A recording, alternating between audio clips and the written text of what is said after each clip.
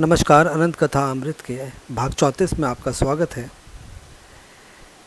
Canadian महिला Sunanda marks बाबा जी महाराज की बड़ी भक्त हैं। यूँ तो उसका पति, देवर, ससुर आदि भी बाबा जी के भक्त हैं, पर सुनंदा का विशेष ही तौर पर महाराज जी से लगाव रहा। परंतु एक भारतीय साधु पर इस कदर समर्पित होने के कारण उसकी माँ, एक अमेरिकन महिला, उससे तो चिढ़ने ही लगी थी। उससे भी अधिक बाबा जी महाराज से भी चिढ़ गई कि उसकी लड़की पर कैसा जादू कर दिया है इस भारतीय साधु ने। अपने रोष में वह बाबा जी महाराज को गालियाँ भी देती रही। सब कुछ जानते हुए भी त्रिकालदर्शी बाबा जी ने उसके इस व्यवहार के प्रति सदा ही निरपेक्ष रहे। बाबा कहते थे, याद तो करती है मेरी, गाली देकर ही सही, कुढ़कर ही सही। इसी दौरान सुनंदा की माँ विदेश यात्रा पर निकली। अन्य स्थानों पर होते हुए वह डेनमार्क आ पहुँची। इधर उनकी थैली में सिकुड़न हो चुकी थी और कुछ अर्थभाव उन्हें सताने लगा था।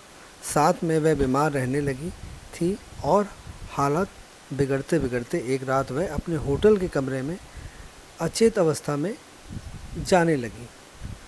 उनमें इतनी भी शक्ति नहीं थी कि उठकर होटल मैनेजर से इस विषय में सहायता के लिए कह सकें।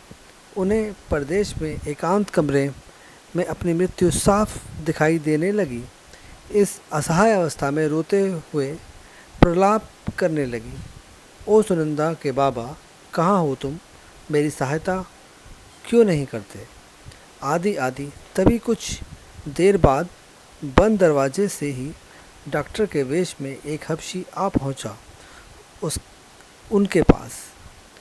उसने पहले उन्हें इंजेक्शन, दवा आदि सब दी, जिससे उन्हें बहुत आराम हो गया और ये सो गई।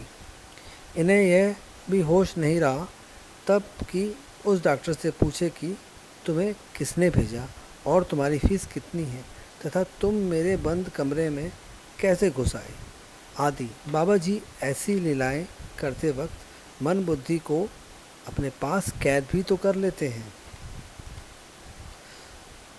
सुबह सूर्योदय के पूर्व ही वही व्यक्ति पुनः आ गया और उनसे बोला, मेरी कार बाहर खड़ी है, आप चलिए, आपको हवाई अड्डे तक छोड़ दूंगा। आपका जहाज़ कुछ देर बाद न्यूयॉर्क को रवाना हो जाएगा, आपका टिकट बन चुका है।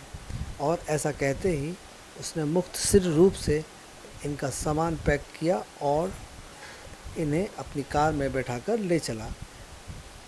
यह फिर भूल गई पूछना कि तुम्हें कैसे मालूम कि मैं न्यूयॉर्क जाना चाहती हूँ और कि होटल का हिसाब कैसे हुआ, किसने किया।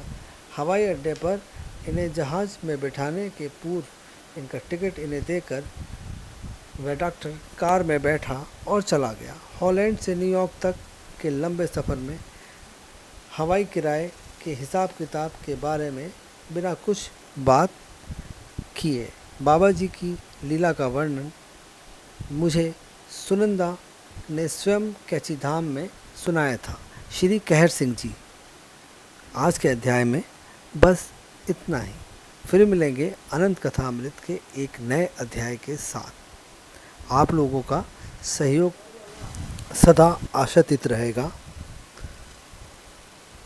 राम राम।